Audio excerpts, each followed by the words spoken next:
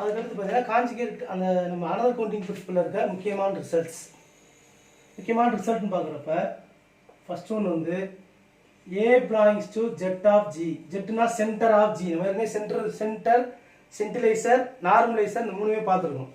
ஒரு எலமெண்ட் வந்து சென்டரில் இருக்கணும்னா if and if n of A equal to G. Normaliser of இந்த A எந்த எலமெண்ட் இதில் இருக்கோ அந்த எலமெண்ட்னால உருவாகிற நார்மலைசர் வந்து ஜிக்கு ஈக்குவலாக இருக்கணும்னு சொல்கிறாங்க. n of A equal to G. அடுத்து இதில் என்னன்னு சொல்லியிருப்பாங்கன்னா if G is finite. If G is finite, A belongs to Z na if and if order of n of A equal to order of G. Finite group இருக்கிறப்ப நார்மலைசரோட ஆர்டரும் குரூப்போட order ஈக்குவலாக இருந்தாலே then the element is belongs to center னு சொல்லிடலாம். இது முக்கியமான result தான். அதுக்கடுத்து நம்ம பாலிடெக்னிக் 2017ல கேட்ட question if order of G equal to P power n. Pங்கிறது prime நம்பர்னா then this implies Z of G not equal to E. இது கொடுத்துட்டாங்க. எப்படி கொடுத்திருந்தாங்கன்னா if G be a group then the order of G equal to P power n. P is a prime number then dash னு கேட்டாங்க. Z of G equal to E. Z of G not equal to E. Z of G less than E. அப்ப Z of G not equal to E ங்கிறது நமக்கு answer. இது ரொம்ப முக்கியமான result. 2017ல கேட்ட பாலிடெக்னிக்ல கேட்ட கொஸ்டின்.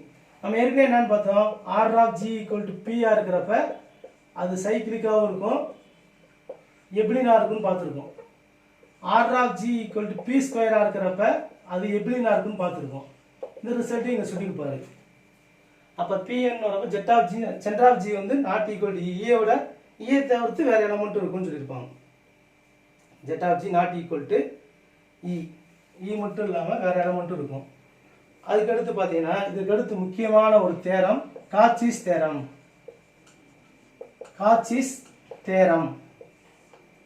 நம்ம ஏற்கனவே லெக்ரான்ஜிஸ் தேரம் பார்த்தோம். லெக்ரான்ஜிஸ் தேரம் என்ன சொன்னாங்க, the order of a subgroup is divisor of the order of G நாங்க. order of G order of H வந்து G க்கு டிவைசரா இருக்குன்னு சொன்னாங்க. அது இது வந்து லெக்ரான்ஜிஸ் தேரம். Lagrange's theorem.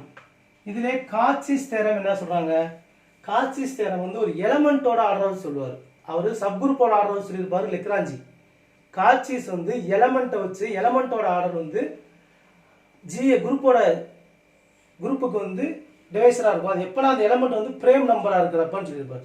அதுதான் வந்து பார்த்தீங்கன்னா மெட்டீரியல் கொடுத்துருப்போம். என்னன்னா a prime number P divides order of G.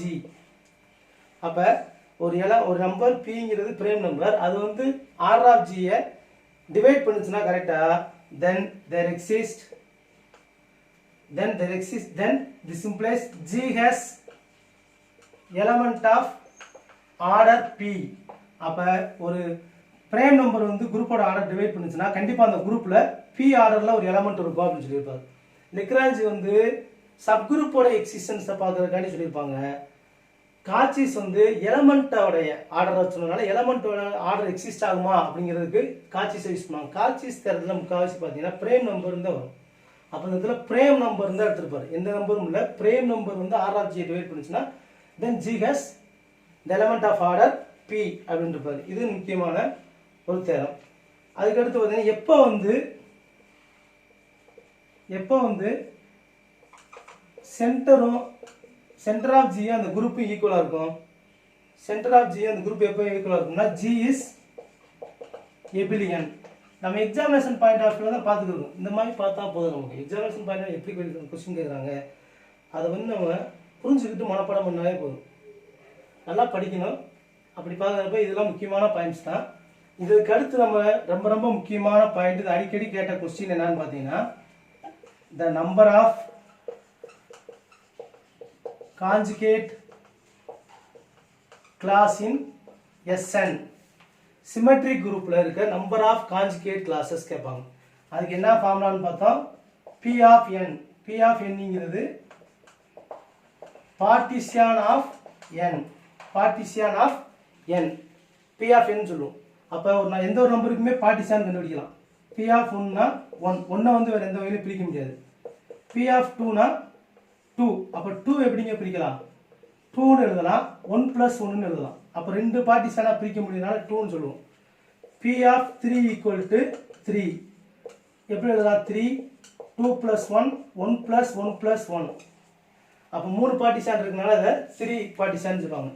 இதே P of 4க்கு பார்த்தீங்கன்னா 5 வரும்.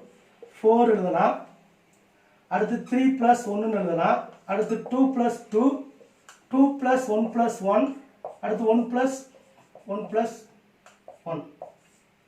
அப்போ 1, 2, 3, 4, 5 கிடைக்குது. அதனால 5. அப்போ பார்ட்டிஷனா பேருந்து உங்களுக்கு தெரிஞ்சிருக்கும். ஒரு நம்பரை எத்தனை வகையாக பிரிக்க முடியுமோ அதை தான் பார்ட்டிஷன் சொல்லுவாங்க. அப்போ P of 5 equal to P of 5 பார்த்தீங்கன்னா என்ன கிடைக்குங்க நமக்கு? P of 5 வந்து 7 கிடைக்கும்.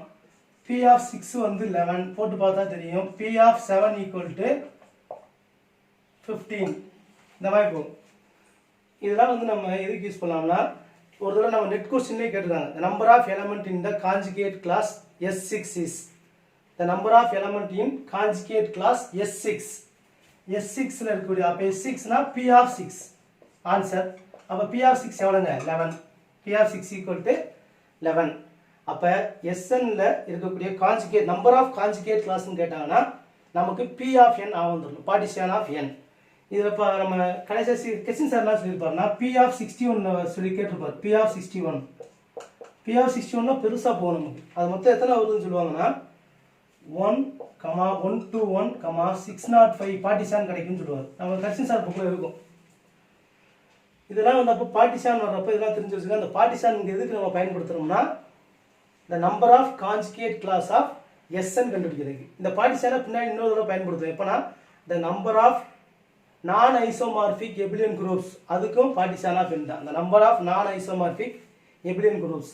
இங்கே வந்து the number of conjugate class in Snக்கு பார்ட்டிஷன் ஆஃப் n பயன்படுத்தணும். இந்த பார்ட்டிஷன் ஆஃப் n தெரிஞ்சு வச்சுக்கோங்க.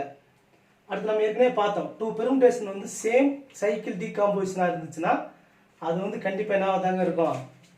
சேம் சைக்கிள் டீகாம்போசிஷன்னா தென் இட் இஸ் கண்டிப்பாக கான்ஜுகேட்டாக இருக்கும். அந்த ரிசல்ட் சொல்லியிருப்பாரு. சைக்கிள் டீகாம்போசிஷனா என்னதுங்க? சேம் லென்த் இருக்கணும். சைக்கிளோட லென்த் என்னவா இருக்கணும்? சேமாக இருந்துச்சுன்னா அந்த இதுக்கு பேர் தான் சைக்கிள் சேம் சைக்கிள் டீகாம்போசிஷன் சொல்லுவாங்க. நம்ம மெட்டீரியலில் சொல்லியிருப்போம். இப்போ உதாரணத்துக்கு சிக்மா ஈக்குவல் டு 1, 2, 3, 4, 5, 6, 7, 8, 9. 1, 3, 2, 5, 6, 4, 7, 9, 8 இது தராங்கன்னா இதோடைய டீகாம்போசிஷன் சைக்கிள் டீகாம்போசிஷன் கேட்டாங்கன்னா முதல் சைக்கிள் கண்டுபிடிக்க தெரியணும். 1, அடுத்துக்கு 2க்கு 3, 3க்கு 2, 2, 3, 4க்கு 5, 5க்கு 6, 4, 5, 6க்கு 4க்கு 5, 5க்கு 6, 6க்கு 4, 4க்கு 5, 6க்கு 4. அப்போ 4, 5, 6, 4, 5, 6ன்னு வரும். அடுத்து 7, அடுத்து 8, 9. அப்போ இதோட லென்த் 1, இதோட லென்த் 2, இதோட லென்த் 3, 1, 2. இதில் சேம் சைக்கிள் டீகாம்போசிஷன் இருக்குது. இந்த இது ரெண்டு கான்ஜுகேட்டாக இருக்கும். இந்த இதுவும் சேம் சைக்கிள் இது கான்ஜுகேட்டாக இருக்கும்னு சொல்லுவாங்க. அப்போ சைக்கிள் டீகாம்போசிஷன் கேட்டாங்கன்னா இந்த சைக்கிளோட லென்த் கண்டுபிடிச்சு எழுதிட்டா அதான் வந்து சைக்கிள் டீகாம்போசிஷன் சொல்லுவாங்க. இந்த சைக்கிள் டீகாம்போசிஷன் எல்லாத்தையும் கூட்டினோம்னா இந்த பெர்முடேஷனோட ஆர்டர் கிடச்சிரும். பாருங்க 1, 3, 6, 9, 1 to 9 இருக்காங்க. இதை கூட்டுறப்ப 9 கிடைக்கும். அப்போ சைக்கிள் டீகாம்போசிஷனை கூட்டுறப்ப அந்த பெர்முடேஷனோட ஆர்டர் கிடச்சிரும். அப்போ இதை தான் சைக்கிள் டீகாம்போசிஷன் சொல்லுவாங்க. இதுன்னு தெரிஞ்சு வச்சுக்கோங்க. எப்போதுமே 2 பெர்முடேஷன் வந்து சேம் சைக்கிள் டீகாம்போசிஷனாக இருந்துச்சுன்னா அது வந்து என்னவா இருக்கும்னா கான்ஜுகேட்டாக இருக்கும். அது வந்து கான்ஜுகேட்டாக இருக்கும். இது ஒரு முக்கியமான ரிசல்ட்.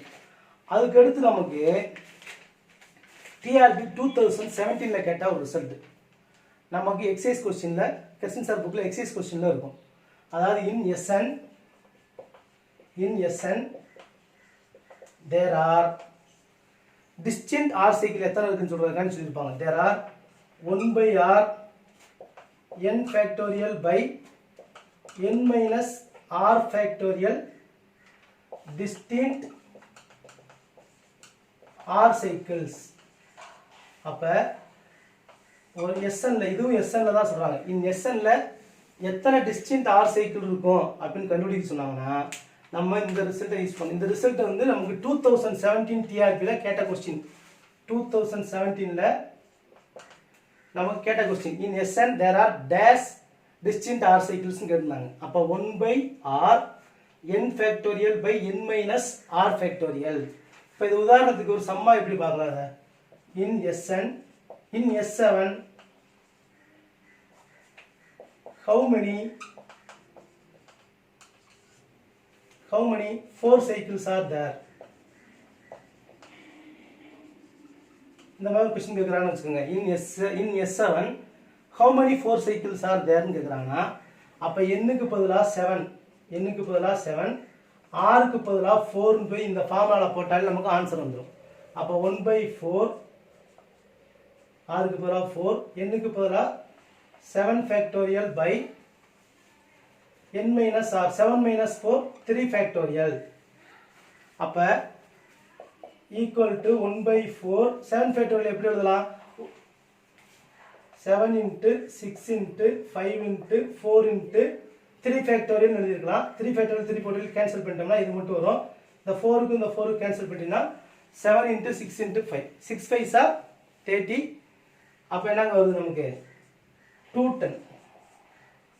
அப்ப இந்த மாதிரி சொல்லிருப்பாங்க. இது வந்து சும்மா உதாரணத்துக்கு நம்ம சொன்னோம். இது மாதிரி வந்திருக்குன்னு அவசியம் இல்லை. நமக்கு என்ன சொல்றோம்னா உதாரணத்துக்கு சொன்னோம். 7 அப்ப in S7 there are how many elements? 7 factorial elements இருக்கும். அதுல 210 வந்து 4 cycles-ஆ இருக்கும்.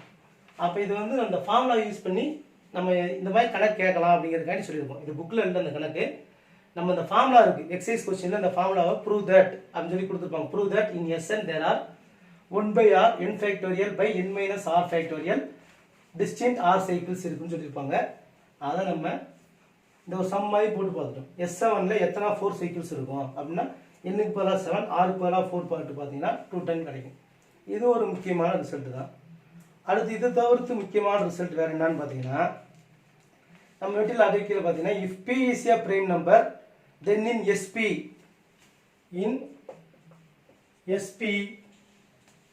there are இது நமக்கு பார்த்தீங்கன்னா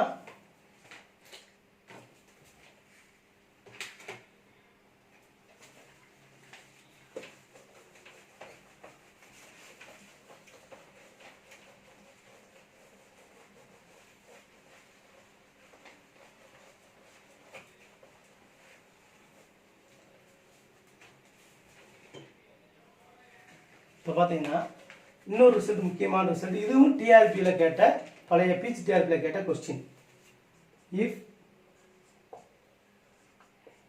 p is prime number then in sp there are p minus 1 factorial plus 1 elements.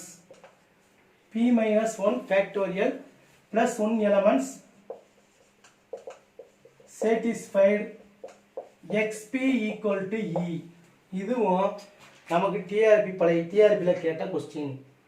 if p is a prime number then in sp அப்ப இந்த sp னா இந்த இடத்துல prime number தான் வரணும். s7 s5 s11 இந்த மாதிரி கொடுத்திருப்பாங்க. there are p minus 1 factorial plus 1 elements satisfied xp equal to e. இத வந்து क्वेश्चन நமக்கு எப்படி கேட்கலாம்? இப்ப பார்த்ததிலே பார்க்கலாம். in s7 how many elements satisfied x7 equal to e அப்படினு கேட்டாங்கன்னா அப்ப நம்ம இந்த ஃபார்முலா தான் யூஸ் பண்ணணும். அப்ப 7 is a prime number. p க்கு பதிலா அப்ப 7 போட்டோம்னா p minus 1 factorial plus 1 element satisfied x7 equal to e. அப்ப 7 minus 1 6 factorial plus 1 720 plus 1 equal to 721 elements satisfied xp equal to e அப்படின்னு சொல்லியிருப்பாங்க. அப்ப இதுவும் ஒரு முக்கியமான ரிசல்ட். அப்ப இந்த அனதர் கவுண்டிங் பிரின்சிபல்ல பாத்தீங்கன்னா நிறைய தடவை டிஆர்பில கேட்ட क्वेश्चंस நிறைய இருக்கு. ஒரு தடவை கான்ஜுகேட் கேட்டிருந்தாங்க, ஒரு தடவை இந்த கொஸ்டின் கேட்டிருந்தாங்க, ஒரு தடவை இந்த கொஸ்டின் கேட்டிருந்தாங்க. இது மாதிரி நிறைய கொஸ்டின். அதேமாரி Z of G not equal to E எப்போ R of G equal to P power என்ன இருக்கிறப்ப அதுவும் டிஆர்பியில் கேட்ட கொஸ்டின் தான். நிறையா கொஸ்டின் இதில் கேட்டிருக்காங்க. இதெல்லாம் முக்கியமான கொஸ்டின்ஸ். இது இல்லாமல் வேறு எந்த கொஸ்டின் கேட்டிருக்காங்கன்னா இந்த எக்ஸசைஸில் இருக்குன்னா R of G equal to 15. அப்போ 15னா இது வந்து சைக்கிளிக்னு ப்ரூவ் பண்ண சொல்லியிருப்பார் கொஸ்டின் சார். அந்த கொஸ்டின் சார் புக்கில் இருக்கும். அப்போ ஆர் ஆஃப் ஜி ஈக்குவல் 15னாலே பிரேம் இல்லை, அது R of G equal to 15. அப்போ இதை ஃப்ரேம் ஃபேக்டராக வேணால் மாற்றிருக்கலாம். 3 × 5 P1 × P2 மாற்றினா இட் இஸ் சைக்ளிக் குரூப்னு சொல்லி காட்ட சொல்லியிருப்பார். அப்போ R of G equal to 15னா தென் இட் இஸ் சைக்ளிக். அடுத்து இன்னொரு ரிசல்ட்டில் R of G equal to 28னா this implies it has normal subgroup of order 7 சொல்லியிருப்பார். 7 வந்து 28 டிவைட் பண்ணும், அதனால் அது என்ன சொல்லாங்க சப்குரூப்பாக இருக்கலாம்னு சொல்லலாம். அது நார்மல் சப்குரூப்னு சொல்லியிருப்பாங்க. அடுத்து R of G equal to 28 இருக்கிறப்ப it has normal subgroup of order 4. It has normal subgroup of order 4. 4 28 divide பண்ணும். அப்படி இருந்துச்சுன்னா this implies G is abelian சொல்லியிருப்பார். இதெல்லாம் எக்ஸசைஸில் இருக்கக்கூடிய ரிசல்ட். அதாவது ஆர் ஆஃப் ஜி வந்து 15 இருக்கிறப்ப இட் சைக்கிளிக் ப்ரூவ் பண்ண சொல்லியிருப்பாங்க. அடுத்து ஆர் ஆஃப் ஜி 28 வரப்ப it has normal subgroup of order 7. இது ஒரு ரிசல்ட் இருக்கு. அடுத்து ஆர் ஆஃப் ஜி 28 வரப்ப it has normal subgroup of order 4. அப்படி இருந்தால் தென் ஜி இஸ் எபிலியன் சொல்லலாம்னு சொல்லியிருப்பார். இந்த மாதிரி ரிசல்ட்லாம் வந்து நமக்கு ரொம்ப முக்கியமான ரிசல்ட். இந்த ரிசல்ட்டை பயன்படுத்தி எப்படி கணக்கு கேட்கலாம், இந்த ரிசல்ட்டை பயன்படுத்தி எப்படி நமக்கு ப்ராப்ளம் வரலாம்னு சொல்லி பார்த்தோம். இதெல்லாம் பார்த்து வச்சுக்கோங்க. இதெல்லாம் நான் மெட்டீரியல் கொடுத்துருக்குற ஒவ்வொரு பாயிண்ட்ஸையும் நீங்கள் படிங்க. அடுத்து நமக்கு இன்னும் நல்லா டைம் இருக்குது பிஜிடிஆர்பி பொறுத்தளவுக்கு. அப்போ நீங்கள் என்ன செய்யலாங்க, புக்கையும் ரெஃபர் பண்ணலாம். அதுக்காண்டி ரொம்ப ஒரே இதில் ஆழ்ந்துட வேணாம். எக்ஸாமினேஷன் பாயிண்ட் ஆஃப் வியூவில் தான் நம்ம பார்க்கணும். ப்ரூஃபை பார்த்து எல்லாத்தையும் குழப்பிட்டு இருக்கக்கூடாது. எக்ஸாமினேஷன் பாயிண்ட் ஆஃப் வியூவில் நம்ம படித்தோம்னா கண்டிப்பாக நம்ம சக்ஸஸ் பண்ணலாம். அடுத்த வீடியோவில் நம்ம சைலோஸ் தரம் பார்க்கலாம்.